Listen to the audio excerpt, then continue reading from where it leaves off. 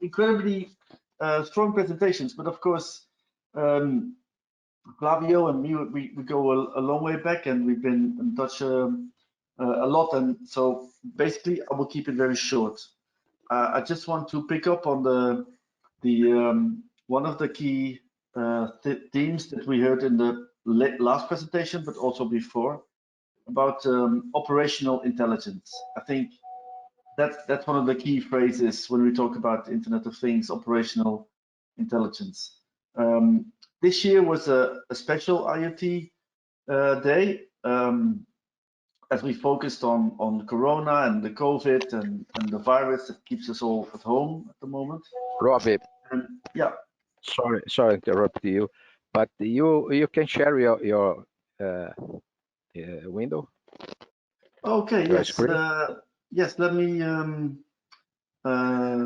see if that's yes. Show my screen. Yes. Perfect. Very good. Thank you. Very good. Sorry. So this year IoT Day was kind of a special day because we focused on COVID and Corona. Well, I was very happy to read just now from a healthcare news site that they were very happy with all the COVID-related news and things, and that's basically, I think, if we go through the day, all of this, that is what we were all hoping to find and hoping to give, because there's a tremendous amount of negativity at the moment in our space. Of course, it has to do with surveillance and tracking and tracing solutions. This is spilling over into a lot of trends that are happening. For example, if you follow the hashtag ID 2020, you see that this is not such a nice space anymore the past weeks, as it's been filled with all kinds of theories about 5G and vaccines and Bill Gates and Microsoft and all kind of a toxic triangle that is actually taking people away from the most important thing that we have to ensure in IoT, which is trust.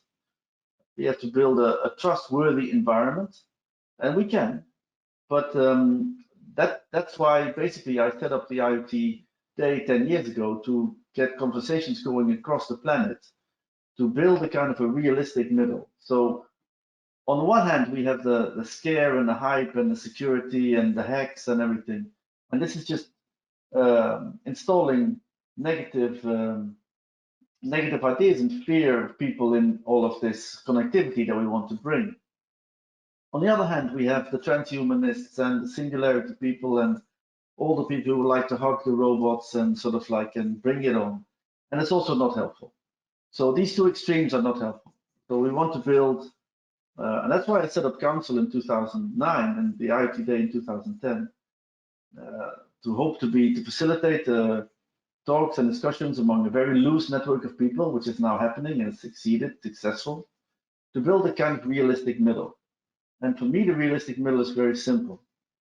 So IoT, the way I see it is, and with me lots of other people, is bridging the domains between the body area network, the wearables, the local area network, the home, the wide area network, the connected car, and the very wide area network, which is the smart city.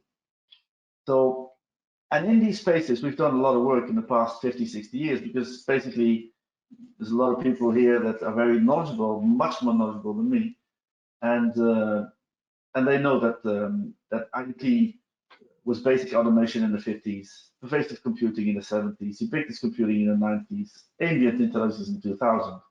And it's actually not that new. What's new is that it's everywhere and that it's so fast and happening so fast. But the basic operational intelligence that's in there is quite known, and this is what we see and what we hear. We see that the challenges that we face as a community are not actually at the moment at a technical level, but of course they are in a kind of very intricate and detailed way. But it's much more on the social side, much more on the human side of trying to get our solutions accepted. And this is, I think, happening now much more. So there's a negative threat, but there's also there's a positive threat.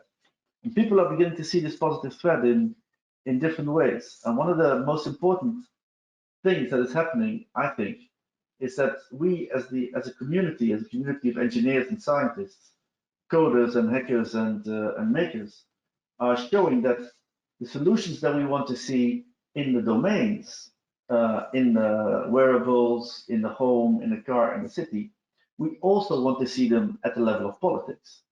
So we want to extend this domain of data-driven governance, not only to the domains in which we are operating, but to the highest domains possible, which is politics, which is data-driven decision-making in countries, and eventually, of course, in the world. It seems very naive, but basically, it would also, you could say it was naive in 10 years ago to simply say April 9 is IoT Day, and that was very naive, and now it's also real. So it's this naivete that's actually working if it's a good flow, and the good flow, as we all hear, is here now. So this is one of the most important things that I take away from this day, is that all across the planet, we now see engineers and scientists taking more temporary leadership roles, understanding that they should not only make better wearables or better lamps or better cars or better smart city applications or better lightning poles, but they should actually build better decision-making structures that extend in streets, in regions, and in countries. So I don't have to even argue negatively in the sense that we see the ineptitude, the ineffectiveness, and somehow the plain indecency of a lot of politicians across the planet that are totally incapable of even making sure that their staff has enough simple tools like mouthpieces and mouthcloth and sort of protective gear, while they are very capable of flying very expensive planes across the planet to do whatever they sort of want to do. That makes no sense, and people are beginning to see it makes no sense, and they're turning to very simple, mundane, and boring solutions. And that's basically what we can offer: boring, effective, operational intelligence solutions. And that, I think, is beginning to be also seen as it's becoming a question from people, from citizens, to this community. Say, look, we want solutions, and we are capable to answer these solutions. Now, in this space, I think that there's a kind of an elephant in the room, and that elephant in the room is identity. In the last years, I've been focusing on identity, and basically, this is something that we understand as a community, but it's very difficult to bring this to an outside world or to lay people or to, let's say, ordinary citizens. But we are ordinary citizens as well, but still there's experts. And that's the fact that that we know that people can be described as a data set of properties. Objects can be described as a data set of properties. A building or a room can be described as a data set of properties. An event, a format, an event can be seen as a data set of properties. And we know that there's a kind of a layer, and that's an analytics AI layer, in which all these properties will somehow get mixed into new entities. And these new entities will not immediately go back, disambiguated into a person, an object, or an event, or an animal, or a car, or something. Because this will be a new kind of hybrid entity. It will be a new combination or set of these properties. So, for example, in the connected car space, if a connected car is hitting a person and then hits a rock and goes into the water, the car gets a temporary identity, the person gets a temporary identity, the rock gets a temporary identity, the water gets a temporary identity, and all these temporary identity form one event identity, and accountability, liability, and insurance is going to be happening on this event identity, and not on, it's never ever going back to the real person that was hit or the real car. We'll be disambiguating from that, and we'll go to this event layer. Now, going to that event layer, which at the moment is a capability of, let's say, Amazon and the Chinese government, because of the full integration of infrastructure services, application data layers, and new formats coming from that. Is that happening as we speak? And so this is also what we see now with the capabilities of the virus and of the integrated capabilities of the Chinese government to use very specific tracking apps for specific times. So it's not as if, I would say, in Shanghai or in certain places in China, this tracking or tracing would be continuous. It's simply after the lockdown is ended. There's no need to trace everyone when they're at home, but later when things will move on, that's going to happen. So what I take from Chinese friends is that this situation is going to last at least 2 years, 24 months. So in July, we'll be opening up. November, December, we'll get the second wave and probably also have lockdown a little bit later again.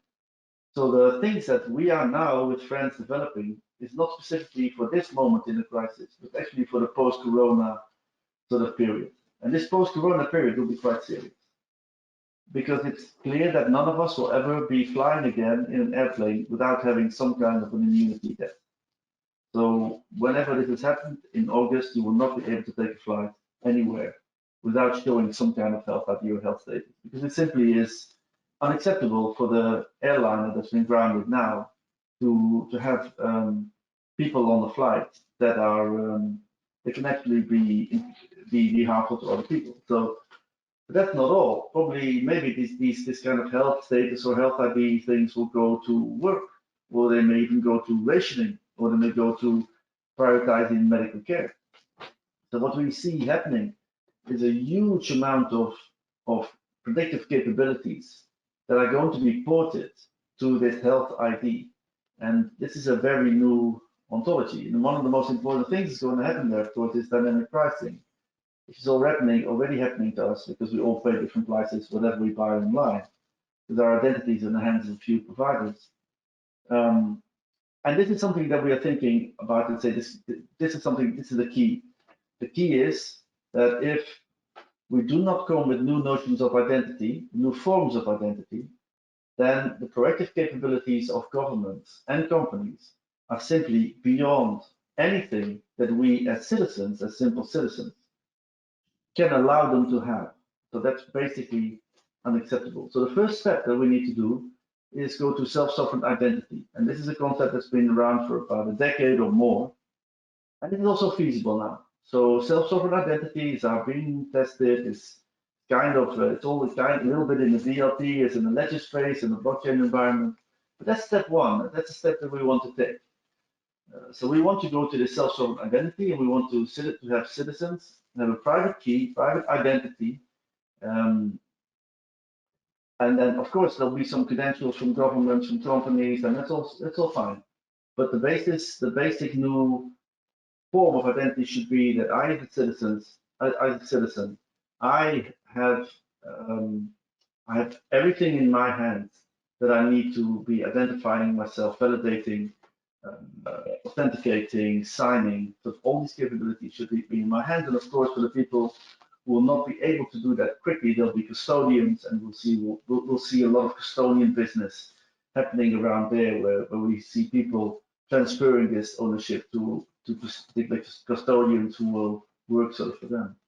Now, the second step we want to take from this self-sovereign identity is to have disposable identity. So from this self-sovereign identity, I should be able to spin off hundreds or thousands of identities that are only time specific, let's say for half an hour, or for an hour, or for 2 months, or 3 months, or very purpose only, or very specific to a certain provider, or very specific to a certain person, or an object, or an event. And the way we see this, and we are building this at the moment, based on a protocol by DYOI and Jaromil called Zenroom, zenroom.org. It's also coming from a European project, the DYOI project. There were basically 2 technical committees in that project. One was bought by Facebook, George Danetis and UCL, were acqui-hired from UCL and are now working in Tel Aviv on Libra, based on the Coconut credential scheme. And the other one was the CEO of DYOI, CTO in the project, Jaromir, who is using the same scheme, the Coconut scheme, to build Zenroom. So we're building on Zenroom. Zenroom is building cryptographic interoperability. And it's actually kind of a virtual machine that can run on anything, and it can also be embedded on a chip where you have the operating system running on a chip. Because we think that's where everything is going to.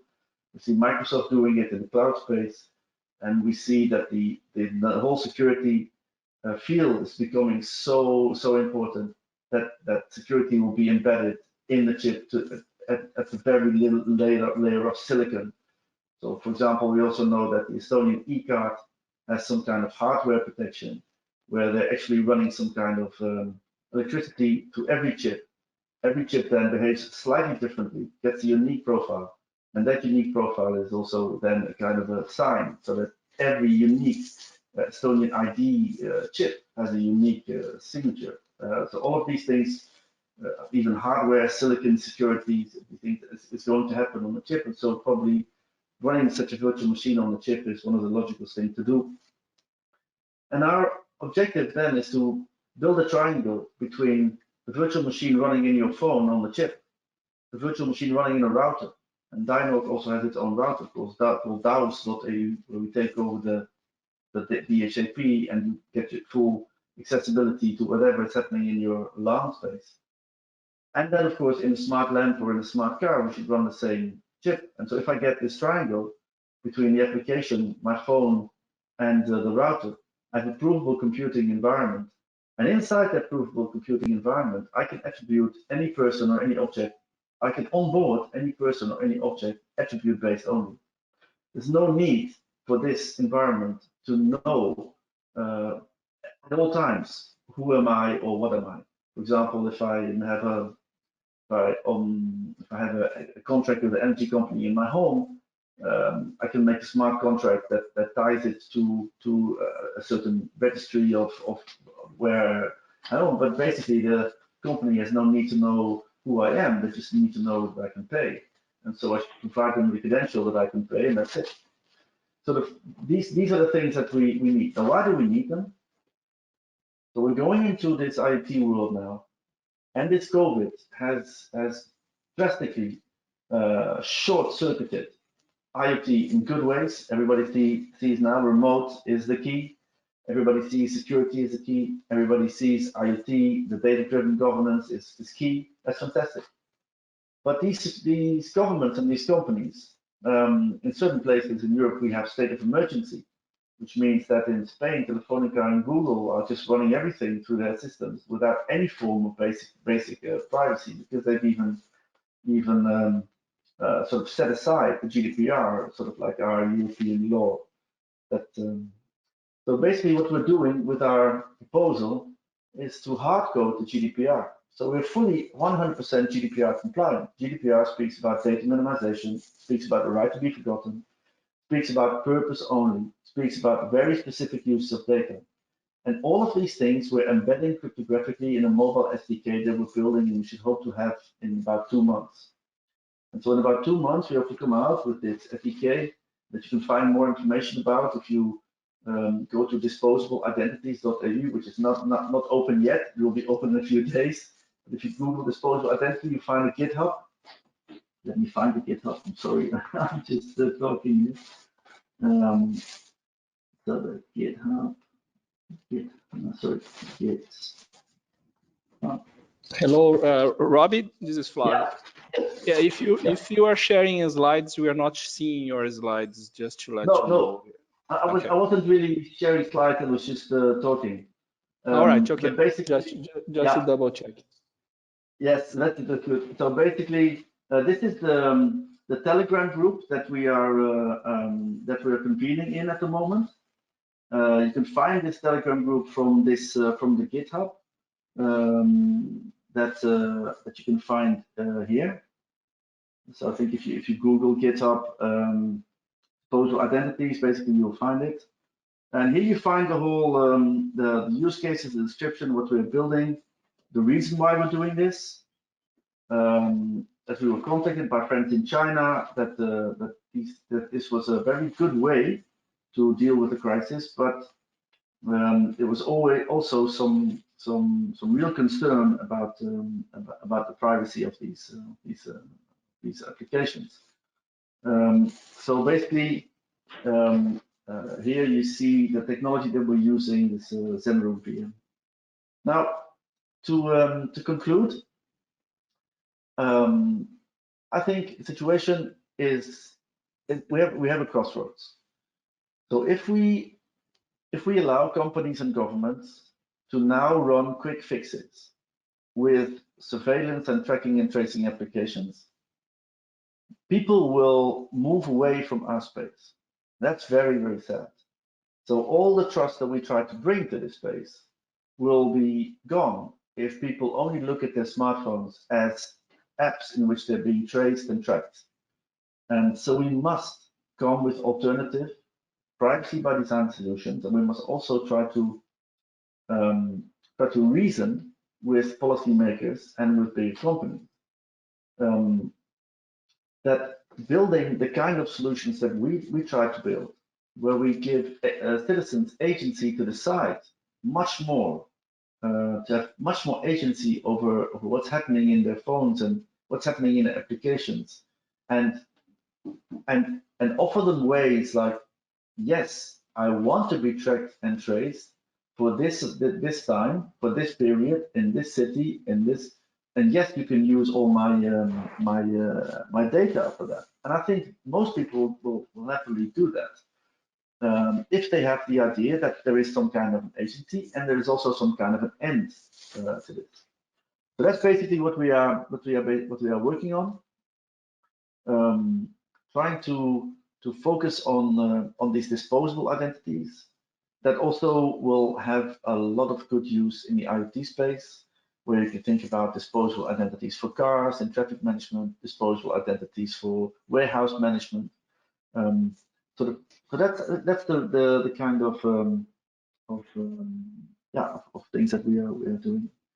So this is a site that is not yet online, but that will be out very soon. And it talks about the definition, why it's important to have it, sort of where it was born, in which context, and we're setting up a foundation. So this will all be open source enablers. The foundation will make sure that the SDK that will be in the App Store that remains open for app developers to build on. Thank you very much.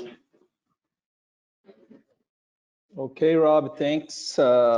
Thanks for the great presentation and congratulations for the great work you are doing on this area. Actually, we are going to have another presentation today about privacy by design. And yeah, it's a very important and very interesting topic. We have some questions here, Rob, for you. One is Carlos is asking, what is the Telegram that you shared, I think, because it was not possible to see the Telegram that was. Yeah, I think the Telegram is. I'll share it. It's this one. Shall I put it? Can I put it in the chat? Yes, I think you can. Yeah, you can send it to me, or you can send it to everyone. Yeah, I think. Let me see. Change presenter. Chat.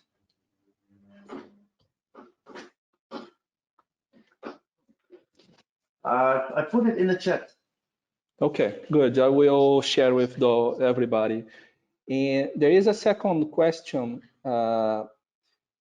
about standardization, Rob. That's the question is, it was made by Macmillan. If there is any global or regional work related to standardization guide about connectivity protocols or solutions. If you are aware about any global or regional work related to standardization of connectivity and protocols. Yes, I put my my email in the chat. No, So the person that asked this question can email me. And this is a very important question because we had a presentation in ETSI, the Technical Committee EC, electronic signatures, in December. And it was clear that we were a little bit, let's say, too advanced. It's this idea about temporary identifiers, sort of dynamics in identity, is really new to well, of course it's not really new, but it's in the context of them, it's new. Now we are talking to we made a proposal for an emergency SME call, and we have great contacts with the Spanish blockchain Alastria, and we have talks with OMG, and we are talking to standard organizations because we really want to we really need this the standardization at different layers, at ledger interoperability, at cryptographic interoperability, and we need a kind of a definition for this disposable identity. Definitely, yes. Okay, good. So I have a question for you, Rob. I know you have been very involved with China in the last months, working very closely in China with IoT. So how do you see in general, your perspective or understanding about how IoT was used in China on the war against the COVID? Do you have a positive, neutral, or negative perception about the, let's say, the first large scale application of IoT for such a huge challenge like this in China, and now we are having globally? Well, I think this is a very, so if it's okay, I will take a few minutes to answer this because it's a very important question and I don't want to be mistaken. So to me, an IoT world, a world full of connectivity, with every object tracked and traceable, with every other object being tagged, is a fundamentally different world than the analog world where we come from. The analog world where we come from is the world of the book. And in 1452, the kings and queens and the nobles and the priests could have made everybody literate by 1500, but it didn't do that. So if I ask, can I read a book in 1600, I get burned. If I ask, can I read a book in my language in 1700, I get hanged.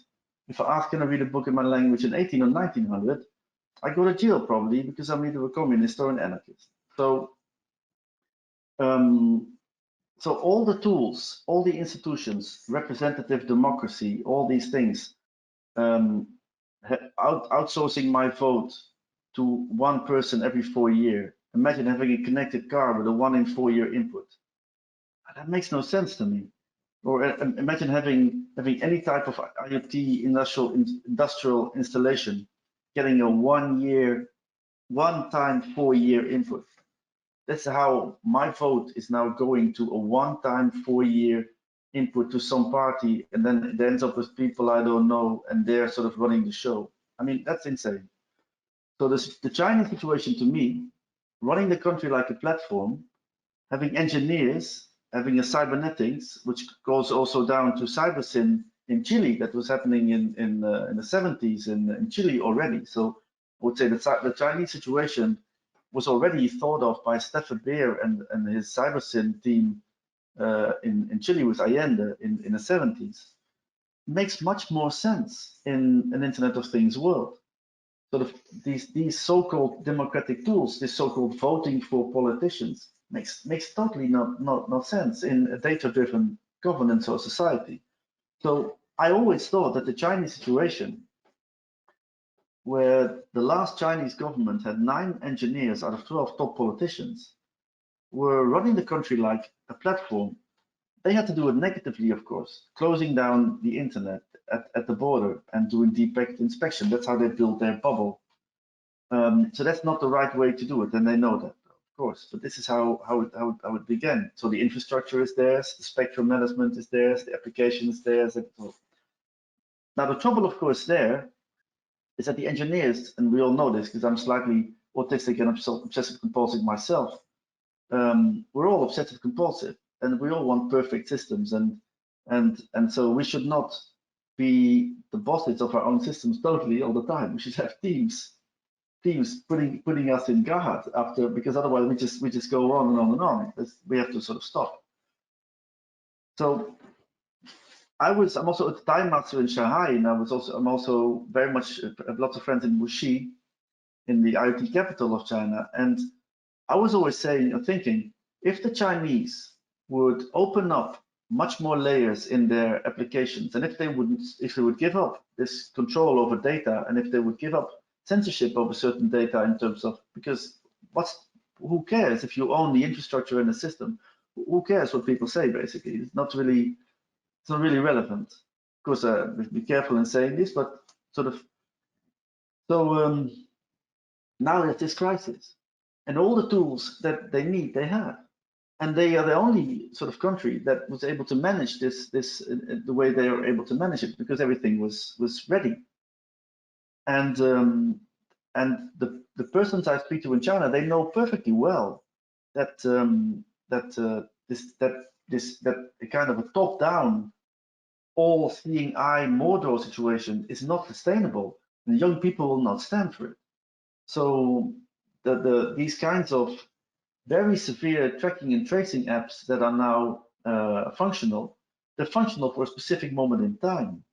They will function only for when the lockdown is over, and then they will also disappear a little bit more into the fabric. So yes, there's a different relationship between citizens and community in China, but we must also think back that the first registration system in China was 378 BC.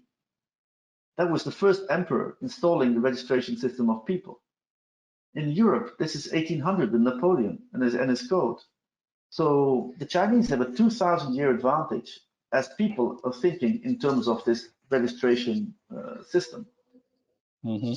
So I think the problem that we see at the moment in Europe, I feel far less confident and far less happy in Europe at the moment than I would feel in Wuxi or Shanghai or Shenzhen. I see a European Commission that is totally not functioning. And I see national governments that are setting up different schemes. I see the Swedish government taking huge chances on some kind of a theory of one person. We saw that the UK was way too late in sort of having certain actions. Even Holland is not doing this. I'm in Belgium. I'm happy to be in Belgium because people are complying and everything seems to be going very well. So basically, yes, the Chinese situation is way more adapted to IoT, but no, it should not be followed immediately or like this. We should build a much better balance between centralization and decentralization, and anonymity and accountability. And that's what we can do. Yeah, Rob, people are saying that it needs a separate presentation just for this topic. It's very, yes, of course. I think it's very interesting and very, very important. I would say. Yeah. I just keep talking. So I'm sorry. I just keep talking. No problem. No problem. Let's keep in touch. We schedule a new one just for this topic. Yes. And, all right. And anyone who wants to mail me, just mail me, and I will send all the information. Thank you, Flavio, for having me. And have a great evening. Thank you. For a great day. Thank you very much. It's too late for you now. So that has been probably a long IoT day for you. So Absolutely. Thanks very much for your time, Rob. Thank you. Ciao. Thank you, Rob. Ciao. Yeah.